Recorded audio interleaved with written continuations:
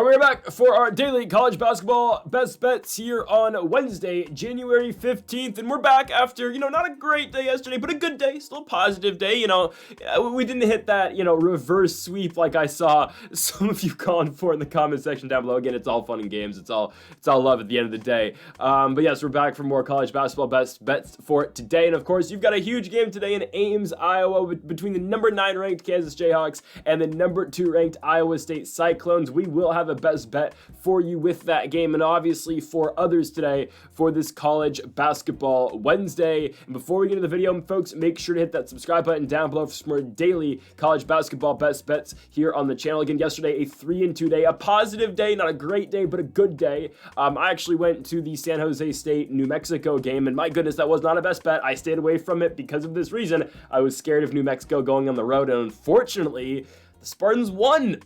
Yeah, I went into the game at halftime, so it was free, so I didn't pay, the $4 they were charging. But my goodness, that was, San Jose State with the game-winning shot with about 2 seconds to go. Crazy Mountain West action, and we will have a Mountain West best bet for you in today's video as well. Folks, make sure to go join us in an hour for our daily NBA predictions as well. 11 games today in the National Basketball Association, so a longer NBA video today. Again, I'll be recording that video right after I get done with this one, and I'm recording this at 1:49 in the morning.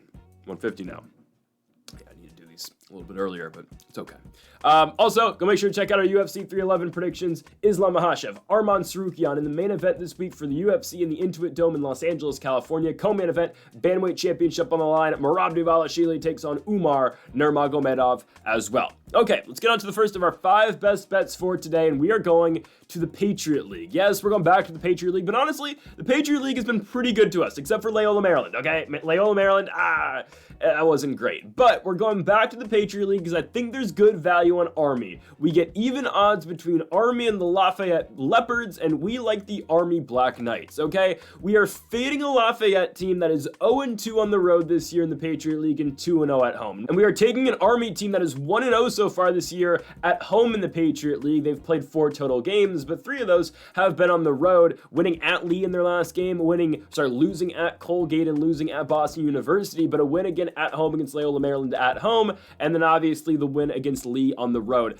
I do think Army's able to prevail in this victory, in this game, just because the game is at West Point. And also, Army, I think, has the better scores when you compare them and Lafayette. Lafayette, more of a defensive team, not going to have one guy who's going to take over a game. But again, both these teams have very differing ways of how they're going to win. Again, Lafayette normally is going to win a defensive battle. They're going to win a low-scoring affair. They're going to rely on their center in Justin Vander Ban, who is their best Ban, who's their best guy, the senior center who's 7 feet tall in Northridge, Massachusetts. This guy's averaging 12 points a game. He's been, playing really well in Patriot League action so far this year, but he's shooting, he's scoring 12 points a game, 6.5 rebounds a game. He averages 3 blocks a game as well. This is one of the better centers you're going to find in the Patriot League this season, and that's really who the Leopards rely on. But again, if Lafayette's going to win, they're going to win low-scoring affairs. For the Army Black Knights, a much more high-scoring team, but a team that really does not get much production out their bench, and a team that just plays their starters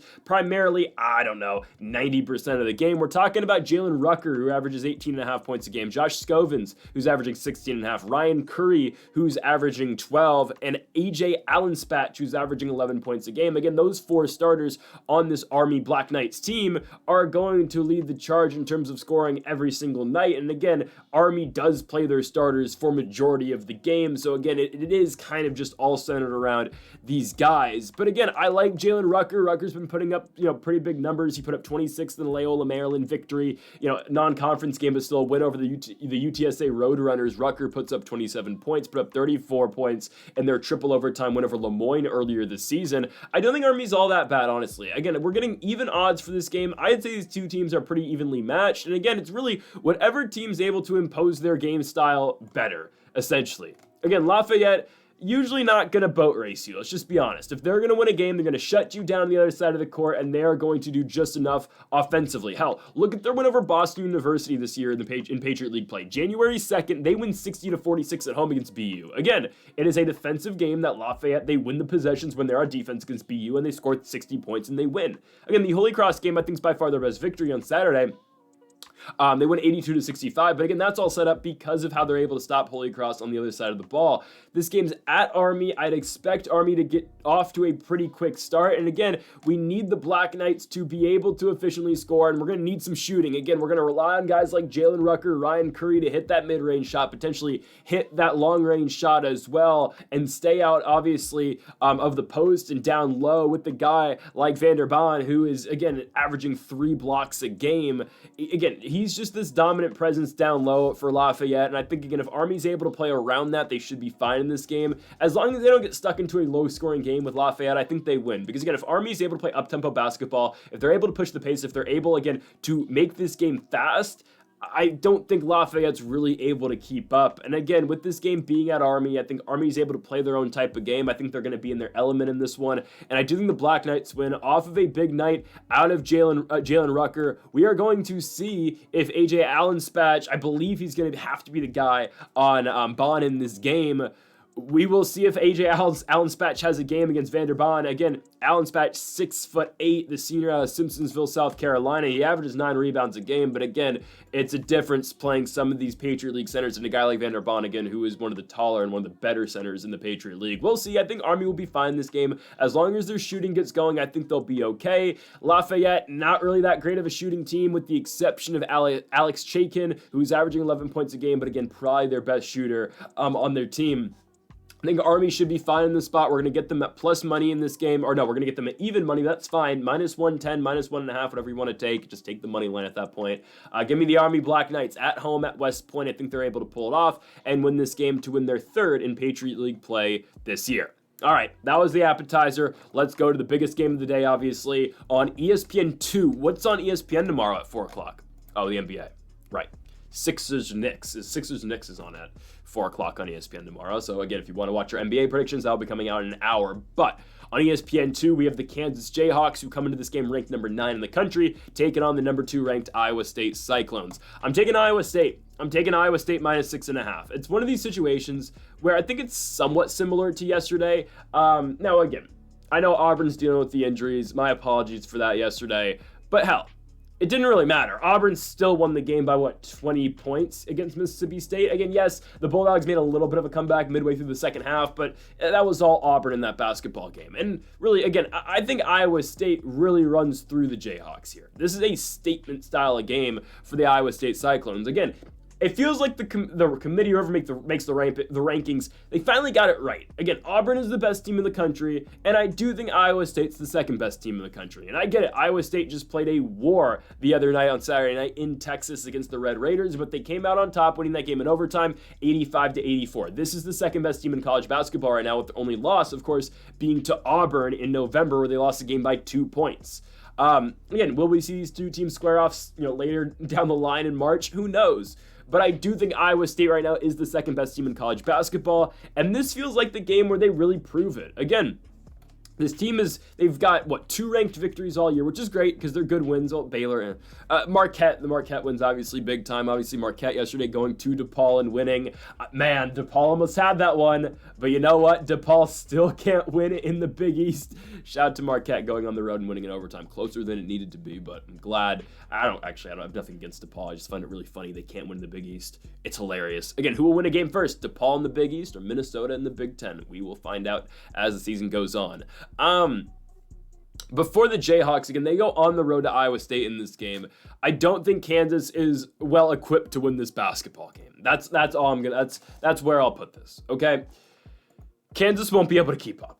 Okay. Kansas has been winning. They just won the Cincinnati game 54-40. They lost in a WVU game at home in Lawrence, where they only put up 61 points. We've seen this team go on the road in big spots earlier this season. I get it was a month ago, over a month ago now. It was in December. But when they were the number 1 ranked team in the country, they went to Creighton and lost. Then they proceeded their next game to go to Mizzou and lose as well. And now they go into a hostile environment in Ames, Iowa, and I think the Cyclones run right through them. Again, I'm going to compare this Jayhawks Cyclones game to when Kansas again went on the road to Creighton and Mizzou. They go to Creighton, they lose by 13 points. They go to Mizzou, they lose by 9 points. Neither of those teams were nearly as good, and still aren't nearly as good as Iowa State. They're just not. Again, Mizzou, it is what it is, what Missouri's doing. Creighton, again, Big East, Missouri's 3-1. Again, they just beat Florida yesterday. They went on the road to Gainesville and won. Good victory. But again, I am not putting Missouri on the same level as Iowa State. Missouri should be ranked come the next rankings. Obviously, they should with a road victory against a top 10 team. But again, they're not Iowa State. So if Kansas is losing by those amount of margins to Creighton and Mizzou on the road, what's going to happen when they go to Iowa State? The Cyclones are playing just that good of basketball right now. Curtis Jones, Keyshawn Gilbert, Joshua Jefferson. This is a very good Iowa State Cyclones team. And really, again, the only team that you can say is better than Iowa State right now until the Cyclones lose a game, it's Auburn, because obviously Auburn beat them by 2. Kansas has got the talent. I've never denied that they don't have the talent. But it just doesn't feel like enough. Hunter Dickinson, again, you know how good he is. Zeke Mayo, shout out the former South Dakota State Jackrabbit. Mayo's a very good scorer. Dwan Harris is good too. After that, though, what else do we have? KJ Adams, AJ Storr, who, let's just be honest, has been a disappointment transferring into Kansas. Really, I just don't think Kansas is deep enough to beat Iowa State. Iowa State's they've got too many guys on their team. It's just, I don't think Kansas is able to keep up. If Kansas is able to get stops, when Iowa State's on offense, maybe, but again, Kansas's best shot at winning this game, and it feels obvious, but let's just be honest, this is what it is. They need to shorten this game. They need to get as many stops as possible and just win a low-scoring game. It's just not going to happen. They're going on the road. That crowd in Ames is going to be pumped up. They're number 2 in the country, hosting number 9 in the country. Kansas is dogs going into Iowa State. That Iowa State crowd's going to be amped up. Again, they're number 2 in the country for a reason. Their only loss this year is Auburn. And again, I don't think Iowa State is going to be in danger to lose a basketball game until they have to go to Lawrence on February 3rd. That's a basketball game. That's going to be a great one. Again, as of now, I do think Iowa State would be able to go on the road and win that game. The Big 12, they're going to WVU. They should be fine. They go to UCF, who, pulled off a big one last night in Tempe. I don't know how. Arizona State, man, ridiculous. But then Iowa State goes to Arizona State, should be fine. At Arizona, it could be a little bit difficult, but I think Iowa State wins that game. And then at home against K-State, February 3rd, there you go, on the road against Kansas. We'll see. Again, we're going to cross that bridge once we get there. But I do think Iowa State wins this game. At home, they've been dominant all year long. 19-point victory over Baylor. 20-plus point victory against Utah. This team's been very good at home all year long. 11-point victory against Marquette. I think, again, Kansas has struggled on the road this season against good teams in hostile environments. This is more of the same, and they're playing the best team they've played on their schedule all year long. I'm serious. So give me Iowa State to win this basketball game. They will cover the line as well. -6.5. Give me the Cyclones at home here against the Kansas Jayhawks. Let's move on to our next game. And yes, we, go from the game of the day now to the Wolstein Center in Cleveland, Ohio. But we have the Cleveland State Vikings taking on the Northern Kentucky Norse. And I know what you're thinking. If you've been watching the channel every single day, which you definitely should, you should hit that subscribe button down below as well. It helps out the channel a lot if you just subscribe. If you've been watching every single day, though, I've been a pretty big hater of the Cleveland State Vikings. Okay. They're banned if they can't win this game by more than 3.5 points. I'm serious, guys. This line feels funny to me. It just does. There is no way in hell they don't completely beat the crap out of Northern Kentucky in this basketball game. I could be missing something here. Which, when lines are odd, I could be missing something, but I really don't think I am. Why the hell is Cleveland State only getting 3.5 points at home against Northern Kentucky? Why? Guys, Cleveland State, horrible to start the year. Horrible. But what have they done in Horizon League play this year? They lose their first game to Milwaukee on the road, and now they've won six straight. They beat Green Bay, they beat Oakland, they beat Wright State, they beat IU Indianapolis, they beat Robert Morris, and they just went on the road. Didn't think they were going to do this. All right, I'll be completely honest with you. When we did our 10 best bets on Saturday for college basketball, we picked Youngstown State to beat this Cleveland State team. It didn't happen. Cleveland State, with what I think is their most impressive victory the entire season, went on the road to Youngstown and won the game by 8 points. So impressive for the Cleveland State Vikings. You tell me they're not going to parlay this momentum coming off their biggest win of the season on the road, back home against the Northern Kentucky Norse, a team that they are much better than, and not cover 3.5 points? I think they should win this game by double digits, if I'm being honest with you. I really think they should. I get it. Northern Kentucky's not bad. They're led by Trey Robinson, who's averaging 15.5. Sam Vinison is averaging 11.5. Josh Dilling averaging 11.5 as well. but I just don't think the Norse are on that level. Guys, Northern Kentucky has lost back-to-back games. They lost to Youngstown State by 11 points on the road, and they just hosted Oakland, and the Grizz beat them by 15 points. And the game was at Northern Kentucky. They're 4-3 this year in the Horizon League, but they started 4-1, and again, they've dropped 2 in a row. Their wins are, Purdue-Fort Wayne trip in an overtime game. Green Bay, who's not very good, can't win a game right now in the Horizon. A loss to Robert Morris in triple overtime, it is what it is. And then their other wins are Detroit Mercy and IU Indianapolis by 2 points on the road.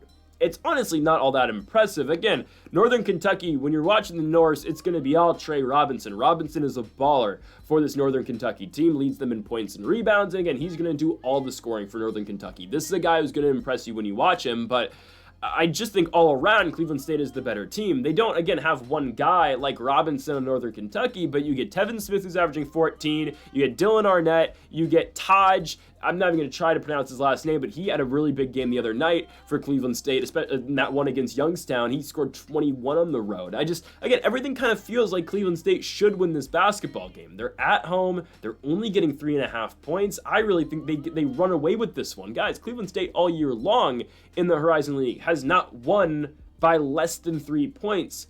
And they get a game at home here. They're coming off a big victory on the road at Youngstown State. Again, I gotta be impressed because, again, if I'm picking Cleveland State, I'm impressed. Because, guys, I've crapped all over this team all year long. It took me 2 games watching this team. I was like, all right, we're done with Cleveland State for the rest of the year. Watch them play Minnesota. Watch them play Kent. Actually, watch them play Green Bay as well. Watch them 3 times this year. I sat down in front of my TV screen and watched them play 3 times. Like, you know what? I'm done. Never picking Cleveland State again. As soon as I say that, they have not lost a game since. They've won 8 in a row since I've said that. So I'm impressed with Cleveland State now. Do not let us down, because if they do, I am never picking Cleveland State again. I'm just not. We're finally buying back into the Vikings. Get it done at the Wolstein Center in Ohio. Let's go Cleveland State at home to cover the 3.5 points against the Northern Kentucky Norse. Let's go into our next game. We move to Boulder, Colorado. Now, okay. All right. This might be a bad decision. I'm just going to give you a fair warning. This might be bad. I could be making a mistake here. But guys, I think Colorado can win at home. Okay, this is a crapshoot. I'll just be honest with you. It's a crapshoot. Winless Cincinnati in the Big 12 taking on winless Colorado. I actually think Colorado's better in this spot. I think they are. I think. Guys, the game's in Boulder. We're getting plus money for Colorado. Neither of these teams have won in the Big 12 this year. And Cincinnati's coming off back-to-back embarrassing performances. At least Colorado's keeping their games close. The Arizona State game was bad, but they covered. I remember we picked that game. We picked them to cover against Iowa State at home. They did. They went to UCF, who can be really good some nights and really bad some other nights, but last night was a really good UCF night. They were in foul trouble all night, but still. Colorado goes on the road to UCF, only loses by 1 point. They play WVU, all right, ranked team, lose by 8. Honestly, Colorado has not been, they've been bad, but they haven't been that bad. For Cincinnati, guys, they're coming off back-to-back embarrassments. They go to Baylor, they go to Waco, lose by 20 points. They host Kansas, they lose by 14. Sure, they were competitive against K-State and Arizona, but again, they didn't win either of those games. And Cincinnati has just played really low-scoring basketball. Dan Skillings, again, is their guy. Skillings has been really performing recently for the Bearcats. Didn't start this or got hurt early in the season, put up 18 in 3 straight games against K-State, Arizona, and Baylor. It's not a bad Bearcats team. They were obviously better last season, I felt like. Simas, their Lithuanian senior, has completely gone ice cold, and I think that's been kind of a product of their losing streak as well. I mean, this guy started the season feeling like he's averaging, 19 points a game. He hasn't scored more than 10 since the Grambling win on December 22nd. I mean, he's still playing 30 minutes a night, but he's just gone ice cold shooting. I mean, I can go over some of these lines. Kansas game, he goes 1 for 10, 2 points. Baylor game, 2 for 7, 5 points. He's playing 30 minutes in both those games. I don't know. It's just something's happened sometimes. He's been really bad recently. Last time he scored more than 10 was the Dayton game where he shot 4 for 17 and 3 for 12 from beyond the arc. He scored 13 points, right? So that's a big factor. And obviously, again, Skillings has been the guy who's had to score for the Bearcats. But when you take away your guy who is, your primary scorer and the guy you kind of rely on to put points on the board, it changes the rest of your team. And honestly, that's where I think Cincinnati's been really hurting. And they get Colorado, who we know who's going to score for the Buffs. It's going to be Julian Hammond. Again, Hammond back-to-back 25-plus point games. I mean, that's kind of what we expect. Again, Julian Hammond is what we need. He's everything that Simas has not been for Cincinnati. The games in Boulder, I don't mind the Buffs in the spot. I really don't. We get plus money for the Buffaloes. I know they haven't been winning in the Big 12, but hell, guys, Cincinnati's ice cold right now, and we expect them to go on the road from Ohio to Denver and try to win this basketball game. I really don't see it. I get it again, Colorado winless so far in the Big 12, but guys, again, that's exactly what the Bearcats are too. I really don't mind the spot at all for the Buffs. I think they win it. Plus 2.5, you can take that. We're going money line here for the Colorado Buffaloes. Again, sure, Skillings has been good. Simas has been absolutely horrible. And again, we know where we're going to get scoring from the Buffs. It's going to be Julian Hammond. As long as Hammond has a half-decent night, I think the Buffs do win it. They are at home. I'm taking Colorado to win their first game here in the Big 12 in 2025. I think they get it done here at home against the Cincinnati Bearcats. If they can't win this game, hear me out. If the Buffs can't win this one, when the hell do they win? Okay? Give me Cincinnati to lose at Colorado. I'm taking the Buffs to win. Cover the 2.5. We're just taking the money line. Give me Colorado. To the nightcap, we go to our final game of the night, Mountain West After Dark. We go to Las Vegas, Nevada for the Utah State Aggies going on the road at UNLV. And now I can officially pronounce Utah State the best team in the Mountain West, because damn it, New Mexico, what were we doing last night? I'm sitting there, right? I'm sitting there, I'm hyping up New Mexico. I'm like, to my guys, you don't watch college basketball. I'm like, you know what? Okay, I really like New Mexico this year. Shout out Donovan Dent, he's lethal attacking the rim. Nelly Jr. Joseph's gonna snag every single rebound. And then the game, we get there at halftime, by the way, because it was a last second thing. I wasn't planning on going, but I see again because I expected New Mexico to blow them out, but I see at halftime, oh, it's tied. Let me go drive over 15 minutes and go to the game. Get there at halftime, and San Jose State's they're staying in the game. Will McClendon hits a big shot. It's it's ridiculous. And I don't know. San Jose State stays in the game, and eventually they just pull away in the end. They win the game by 1 point, obviously. It was disappointing out of New Mexico. Again, that's the type of game. When we get to March, this is the game that prevents them from getting into the tournament. I'm serious. If they can't win the Mountain West, which we'll see, again, that tournament's going to be a crapshoot. That's what's going to prevent the Lobos from getting an at-large. It's a game like that, I'm serious. On the road at San Jose, that's not a very high-quality loss. You got to win that type of game. I'm serious. So now we can say Utah State's the best team in the Mountain West. We can. They're the only undefeated team left. And they're going on the road to UNLV. Guys, I think they beat the crap out of UNLV here. I really think so. UNLV has been so disappointing in back-to-back games. Right? They go on the road and to 2 straight games on the road at Boise, at Colorado State. They lose both those games by 20 plus. Even in their wins, guys, UNLV's played the 3 worst teams in the Mountain West. And again, yes, San Jose State's coming off a huge win over the Lobos, but they beat Fresno, Air Force, and San Jose State. Those are by far the 3 worst in the Mountain West. And I guess San Jose State, their next home game, I believe it's a week from Saturday, they're going to get a chance to, move up past the bottom 3. Because if Wyoming loses to San Jose State, I guess Wyoming's in the bottom 4. But I do like Utah State in this spot. Guys, Utah State's been good all year long. They have 1 loss all season long, and it's to a very good UC San Diego team, who's not as good as UC Irvine, because Irvine's the best team in the Big West. But again, don't look now, but the Big West could be throwing 2 teams into the tournament this year, with UCSD and with UCI. I would not be surprised at all those 2 teams are that good, but UCI is better. UCI is just a little bit better. Irvine, man, they could be seriously like an 8 seed in the tournament this year. It would not surprise me if they're like an 8 or a 7. They just got to keep winning. UCI is that good this year, man. Trust me. And they might go undefeated in the Big West. I would not be surprised at all. But Utah State's good, man. Ian Martinez averaging 17 points tonight. Mason Falsev averaging 16.5. Carson Templin averaging 10. This is a really good Utah State team. Again, their only loss all year long is when, UCSD came in there and shocked them. It is what it is. They've bounced back in a perfect way. We've picked them a lot. We picked them to get their get back the very next game and go to Moraga and beat St. Mary's. We picked them to go to San Diego State and beat the Aztecs. We picked them to go to Nevada and take care of business there. And what have they done since? They beat Fresno, they beat San Jose State, they beat Boise State. This is a good Utah State Aggies team. I really think so. Again, I like New Mexico a lot. They were coming off that huge win at the pit the other night against Nevada, and then they lose to San Jose State. It is what it is. Utah State should be able to take care of business here at UNLV. I understand the game's in Las Vegas.